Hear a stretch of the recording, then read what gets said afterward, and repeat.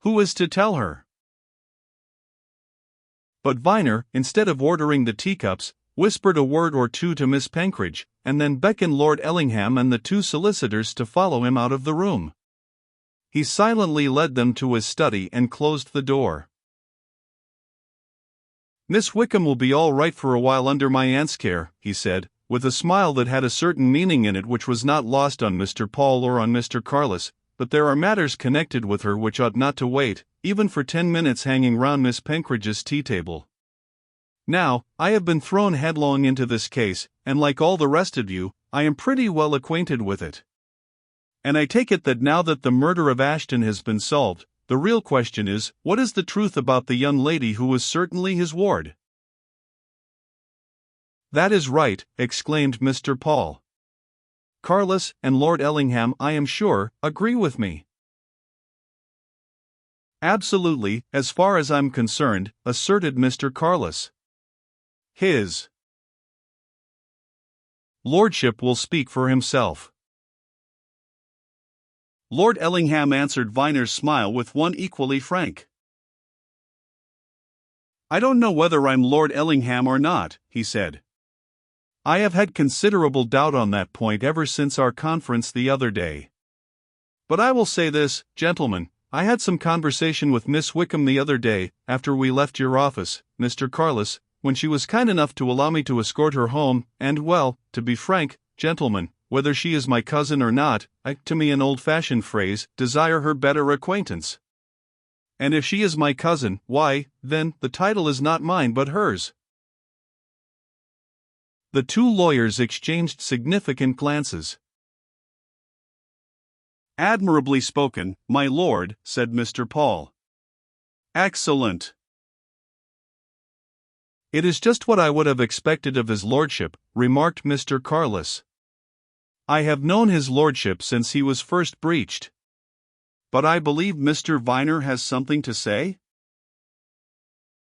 "Yes, this," answered Viner. "Drillford found on Cortellion the papers which are missing from those which Ashton had evidently kept together with a view to proving his ward's right to the title and estates. He is a sharp fellow, Drillford, and he told me just now that he had glanced over those papers since Cortellion's arrest, and I only just stopped him from letting out to Miss Wickham who, if the papers and the deduction to be drawn from them are correct, she really is. I am right in supposing," he continued, suddenly interrupting himself, "that the Ellingham title runs in the female as in the male line?" "Quite right, Mr. Viner," said Mr. Carless. "Quite right. It does. I believe I mentioned the other day that there has already been one Countess of Ellingham in her own right. The male line came to an end at one period, the daughter of the last male holder succeeded, and the man whom she married took the family name of Cavegrey, and their eldest son, of course, succeeded on the death of his mother." "Quite right, sir." "Then," suggested Viner, "don't you think it would be advisable, rather than that Lord Ellingham should be kept in suspense, that we should go round to the police station and inspect the documents? I don't know whether Drillford will give them up until his prisoners have been brought before the magistrate, but he said he would give them to the proper persons eventually, and in any case he will show them to you three gentlemen." "Good," said Mr. Paul. "Let us go at once, it is only a few minutes' walk." "And in the meantime," suggested Mr. Carless, "Miss Wickham might be asked to remain here, under the wing of the excellent Miss Penkridge?" Viner laughingly remarked that he had no doubt whatever that Miss Penkridge would willingly assume this position of trust, and leading his callers into the hall, left them for a moment while he returned to the drawing-room. He was smiling when he returned. "I think Miss Wickham will be safe for some time," he said. "Horrified as she is at the conduct of the wicked Mrs. Killenhall, she is sufficiently feminine to be taking a vast interest in my aunt's account of how she brought off her wonderful stroke of genius this afternoon. So, shall we go round?" Drillford, found alone in his office, showed no surprise when Viner brought in and introduced his companions. He already knew the two lawyers, and exchanged comprehending words with them, but he looked at Lord Ellingham with the same interest which Viner had seen in him when Miss Wickham was present. "Of course, you may see the whole lot, gentlemen," he said as he unlocked the drawer. "I don't want you to take these things away now, though, because we'd like to produce them when these people are brought up tomorrow morning. But after they've been shown, I'll hand them over, and in the meantime you can rely on it that they'll be taken care of rather. Well, now, here's the missing ring. Hyde, you know, admitted to picking up one. This is the other, without doubt. And there's the £50,000 diamond. Of course, Cortellion robbed Ashton after he'd killed him as a piece of bluff. What he wanted was these papers. He evidently gave Cave, or Starr, his accomplice, certain of the papers, to play the game with, but the really important ones he kept in his own pocket, or I found them. There you are, gentlemen." He handed over a stout linen-lined foolscap envelope to Mr. Carless, and that gentleman, whose fingers trembled a little in spite of his determined attempt to preserve his professional coolness, drew certain papers from it, and laying them on a desk close by, beckoned the other men to his elbows, and began to examine them.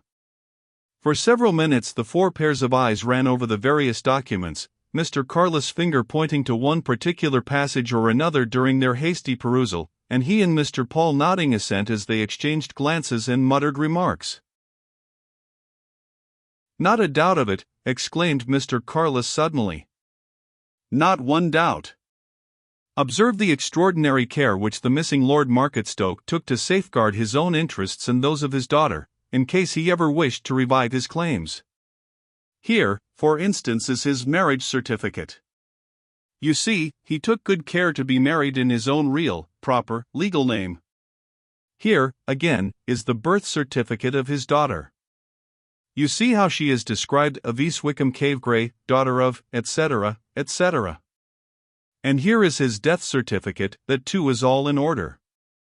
You see, all these are duly attested copies. We could, of course, insist on having them verified over there, but I've no doubt about their genuineness. What do you say, Paul?" "I should say there's no doubt whatever," answered Mr. Paul readily. "But now, this memorandum, evidently written by Ashton himself, in London, soon after he got here?"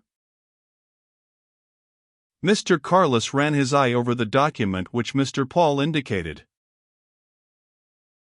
"Aye," he said. "A most important, most valuable piece of evidence. You see that Cortellion's name is mentioned in it. What's he say? The only man besides myself who was in full possession of the facts. Gad, that'll hang this scoundrel. Yes, here it is, the full history of the case, very lucidly summarized. He must have been a very good businessman, this unfortunate Ashton, poor fellow. But what's this he's put at the end, as a sort of note? Since arriving in England and making inquiries in London and about Marketstoke and Ellingham as to the character and abilities of the young man who is the present holder of the title and estates which are by right my ward's, I have had considerable doubt as to whether or not I should exercise the discretion extended to me by her father. Having nobody of my own, I have left her all my fortune, which is a handsome one, and she will be a rich woman. The young man seems to be an estimable and promising young fellow, and I am much exercised in mind as to whether it might not be best if Cortellion and I kept the secret to ourselves until our deaths." Mr. Carless read this passage aloud, and then smote the desk heavily with his hand. "There's the secret of the murder," he exclaimed. "You see, gentlemen, Ashton, one holder of the secret, was honest, the other, Cortellion, was a rogue. Ashton wanted nothing for himself, Cortellion wanted to profit. Cortellion saw that by killing Ashton he alone would have the secret. He evidently got two accomplices who were necessary to him, and he meant, by suppressing certain facts and enlarging on others, to palm off an impostor who, mark this, could be squared by £100,000. Oh, a bad fellow. Keep him tight, Mr. Inspector, keep him tight." "You needn't bother yourself, Mr. Carless," answered Drillford laconically. "We'll see to that." Mr. Carless again cast an eye on the passage he had just read, and then, touching Lord Ellingham's arm, drew his attention to it again, whispering something in his ear at which the young man's cheek reddened. Then he gathered up the papers, carefully replaced them in their linen-lined envelope, and handed them to Drillford. "Much obliged to you," he said. "Now, at what time are these miscreants to be put in the dock tomorrow?" 10 sharp? "Then," he declared, with a shrewd glance, "I shall be there, and in all my experience I shall never have set eyes on a worse scoundrel than the chief one of 'em. Now, gentlemen, shall we go?" Outside, Mr. Carless took Lord Ellingham's arm. "You know what this really means to you," he said. Lord Ellingham laughed. "Of course," he answered. "Remember," continued Mr. Carless, with a knowing glance at Mr. Paul, "you needn't give in without a struggle. You can make a big fight. You're in possession, it would take a long time to turn you out. You can have litigation as much as ever you wish. But I don't think there's the least doubt that the young woman we're going back to is your cousin, and therefore Countess of Ellingham." "Neither do I," said his client with a smile. "Nor, I think, does Mr. Paul?" "Not a doubt of it," affirmed Mr. Paul. "Very well," said Mr. Carless, and pulled his companions to a halt. "Then, the question now is, who is to tell her?" The two lawyers and Viner looked from one another to Lord Ellingham, but Lord Ellingham was already eager and responsive. "Gentlemen," he said quickly, "I claim that right. If I am to abdicate in favor of another, let me have at any rate the privilege of first greeting the new sovereign. Besides, as I have already said to you—" Mr. Carless interrupted him by pointing toward Viner's house, of which they were now in sight. "I dare say our friend Viner, who has, as he says, been strangely mixed up in this strange affair, can manage matters," he said dryly. "And as things are, nothing could be better." Viner took his companions back into his library, and opening a door, showed Lord Ellingham a small study which lay beyond. "I'll bring Miss Wickham to you at once," he said. Then, with a glance at the two lawyers, which went round again to Lord Ellingham, he added quietly, "When you have told her, you'll let us know what she says?" I, muttered Mr. Paul. "Good, we must know that." Viner went away to the drawing-room and presently brought Miss Wickham back with him. She looked from one solicitor to the other with something of a smile. "More mystery?" she asked. Mr. Carless, with a courtly bow, took the girl's hand. "My dear young lady," he said, "there is, this time, a mystery to be explained. And allow me to hand you into this room. There is a young gentleman in here who will explain it, all of it, 1,000 times better than we old fogies possibly could." He closed the door on her, and turned to Mr. Paul. "I'll trouble you for a pinch of that old snuff of yours, Paul," he said. Dear me. What extraordinary moments we do pass through. Viner, my dear fellow, you're a book collector, I know. To pass the time, show me some of your treasures." 10 minutes, 20 minutes, 30 minutes, went by, while Viner showed some of his most treasured possessions in the way of print and binding to the two old lawyers. They were both past masters in the art of make-believe, and they contrived to show great interest in what was exhibited to them, but Viner knew very well that when Mr. Paul was expatiating on the merits of an Elzevir or Mr. Carless on the beauties of a Grolier, they were really wondering what the two young people in the next room, so strangely thrown together, were saying to each other. And then, as he was about to unlock a cabinet, and bring out a collection of autograph letters, the door of the inner room was opened, and the two appeared on the threshold, one looking extremely confident, and the other full of blushes and surprise. And they were holding each other's hands. "Gentlemen are very good friends," said Lord Ellingham. "It is only right that we should take you into our confidence at once. There will be no litigation, Mr. Carless, no difficulties, Mr. Paul. I absolutely insist on resigning what is not mine to my cousin, the Countess of Ellingham.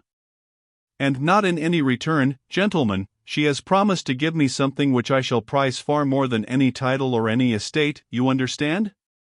And now, if Mr. Viner will excuse me, there are just a few more things we have to say to each other, and then—"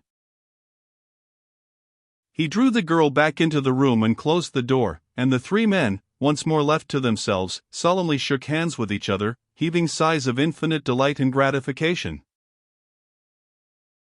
The end.